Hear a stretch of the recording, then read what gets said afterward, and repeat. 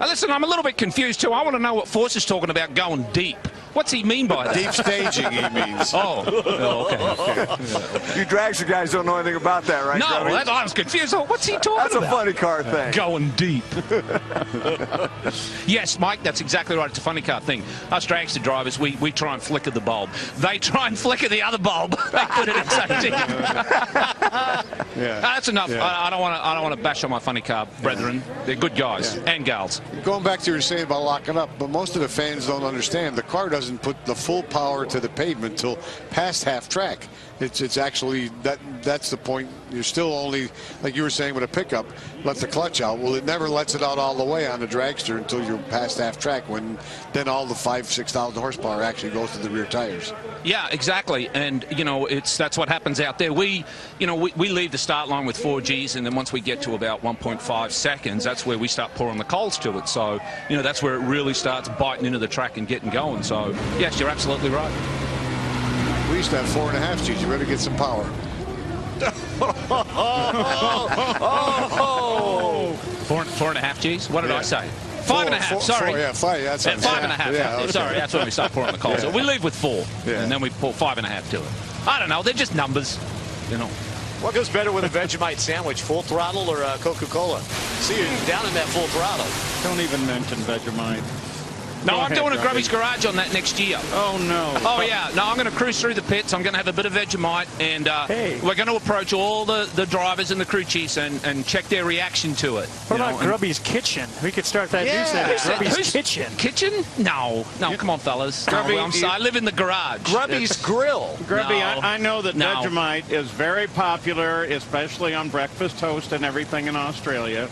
But we here in the United States of America, where you now live, we call it lard. Lard? Yeah, just want you to know. Yeah, Paul, you've been misled. No, I haven't. Yes, you've been misled. It's all that sun in Florida. You've been mislarded. You've been in Florida too long. Lard is the stuff that plugs your veins up, just for the record. That's what my mom cooked with. Right. No, I grew up on lard. Next year, Grubby's Garage Vegemite sandwich. We look forward to it. All right, guys, thank you so much.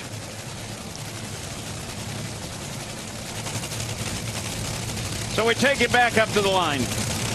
And here is Brandon Bernstein and Rod Fuller. I think they could get a green screen in that blue car, couldn't they? Or a blue screen instead of a green screen, right? Could. And we want to show you the quickest of the session because we were just talking to one of the guys, Dave Grubnick at 382, Vandergrift 84, 85, Fleta.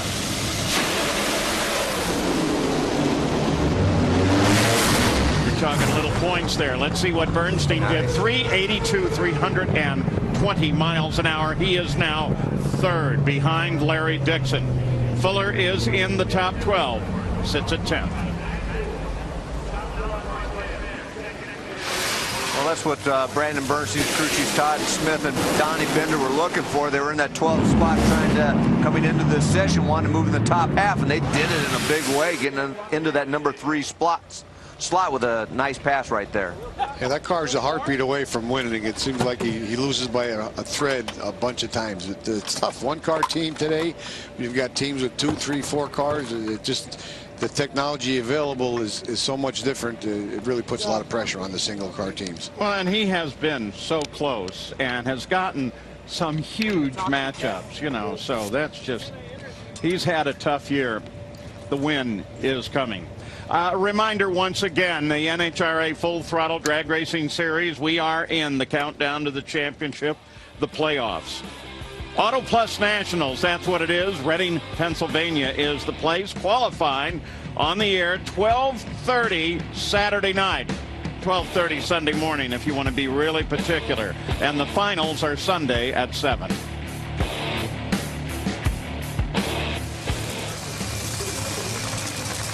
Well, here comes our next pair in Top Fuel. It's the guy who currently sits 7th. That is Tony Schumacher. And the 11th position is Sean Langdon. They are on the track now. Schumacher, I'll tell you what an interesting story he's become this year. Despite a lot of spectacular accomplishments. He sits 5th in the points right now. No wins yet this season. He's been to the finals 6 different times and hasn't pulled off a win. 2 in 3 3 straight final rounds over the Western Swing. He's just, as you talk about the one guy just being close to getting a win, this is the guy right here. He's probably the biggest disappointment of the year for himself, you know. And Alan Johnson, too. There's a team that, with all the money, 2 dragsters this year, I thought they were going to run away with it, and they're struggling. And it's a crazy sport. Joe Amato, where does Tony Schumacher stand all time in your mind?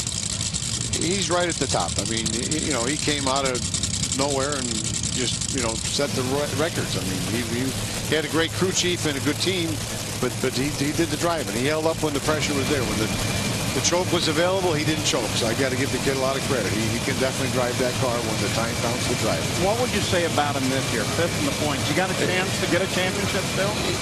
It's tough. They just don't seem to have the luck rolling their way. It would take a lot of luck and a lot of bad luck for the teams up in front of them. They've won it every other way, though. Wow, good. Bye, Sean Langdon, 385. Schumacher, 353. No change for either. Or, excuse me, 453. No change for either. Well, Tony Schumacher is pretty aggressive early, 215 to the 330-foot mark right there, and then it spun the tires. Tony, been doing this a long time. He felt it, caught it pretty quick, and knew at that point it wasn't going to make any difference.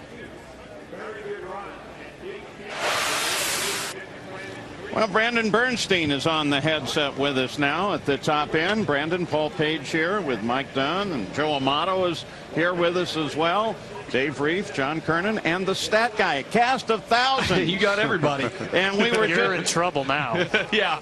We were just saying what a year it has been for you, and some of the matchups when you really should have gone on to a win have just been colossal. Yeah, they have. We just haven't had that, luck, I guess, to try and get around those. I mean, we've had some close drag races, and we just have been on the other side of it and not the winning side. It seems like, Brandon, at the beginning of the year, you just couldn't get the performance out of the car in the conditions like this. Now we're starting to see that out of your car. What's been the biggest difference that has caused that? Well, I think I think these guys are just trying their hardest to make this car go as fast and quick as possible, and we just got lost a little bit. In our blower department, we were a little bit shy in that area, and we finally got that turned around, and that's been the real key to not dropping cylinders, because we were fighting the dropping cylinders, and that's all stemmed from the blower. So, we're right back in there. We think that we got a chance to still do some damage in this championship.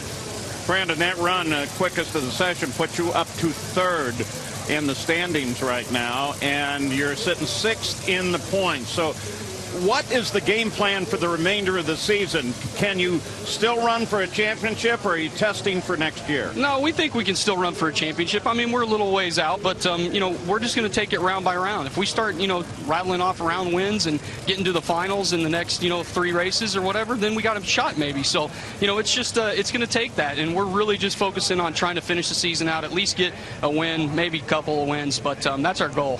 Well, Brandon, we're going to show the audience the points as they are right now, and it's Massey, Brown, Worsham, Dixon, Schumacher, and then, Brandon, Mike Dunn's famous do or done line, and then your name. Do you want to come down to the booth and say hi to Mike? Yeah, I'll see you later, Mike. Thanks. Hey. Well, we'll see. You never know. I mean, things can happen. I mean, that's mathematically we're still in it. So, we're just going to keep fighting and see what we can do this weekend, and hopefully our Copart Mac Tools team gets a win. And that's what that line's all about. You have a good weekend, you move right above that line, and hopefully you'll do that, and we'll put you right above it. I'd like that.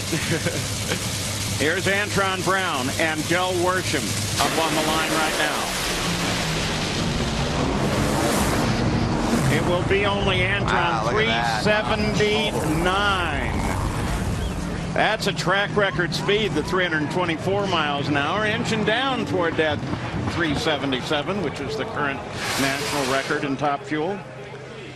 I'll tell you what, a little bit of a surprise here with Del Worsham. We can take another look at him right in that, well, it looked like it might have been right at the beginning of that shake zone. That was really early tire smoke, other than the only way to have been sooner at the hit of the throttle. But Antron Brown, nice run, 324 miles per hour at the finish line.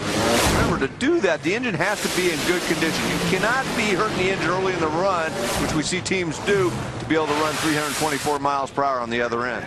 Hey, Brandon, your buddy Dave Reith has a question for you. Yeah, we got to like those girls, especially the little ones that we have at home, the little new Lila. It's been since Richmond 2009. I know we like to hook up when you get those rare wins, but you've had a daughter since then. What's it harder to do? Keep up with her and all the things that's going on with her, or get one of those Wallies? Well, I don't know. It's pretty hard to get a Wally these days, but I don't know. She's a handful, that's for sure. But we're loving being parents, Tracy and I, and it's really a lot of fun. We're having a great time with it, and she's growing like crazy. It's crazy to see her just change in the last month or two. I got 3 babysitters for you when she gets a little older. Perfect. I'm going to use them.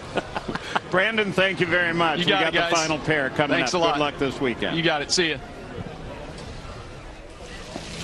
There's your final pair. Top Fuel, Larry Dixon, Spencer Massey. My little girl turned 28 this month. God. And she's lovely, I might add.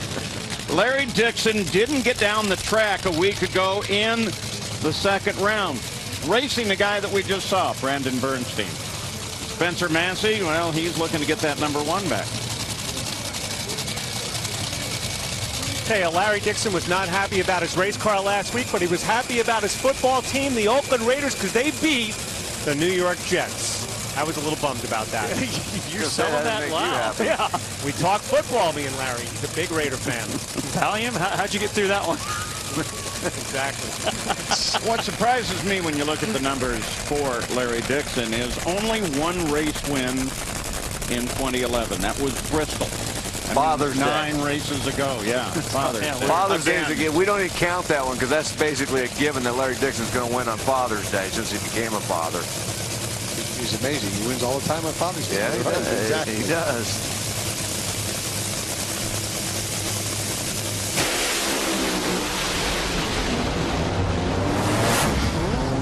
Oh, look at that. Oh, man, Massey. 463. Dixon 379. Missed it by Wow, we've that got much. 2 cars that are just right there, right on it. Antron Brown is the #1 qualifier, followed by Dixon, then by Massey. Well, Larry Dixon's teammate Del Worsham didn't get down the track, but Larry had no problems. Makes a very nice run down that racetrack to get him in that #2 spot.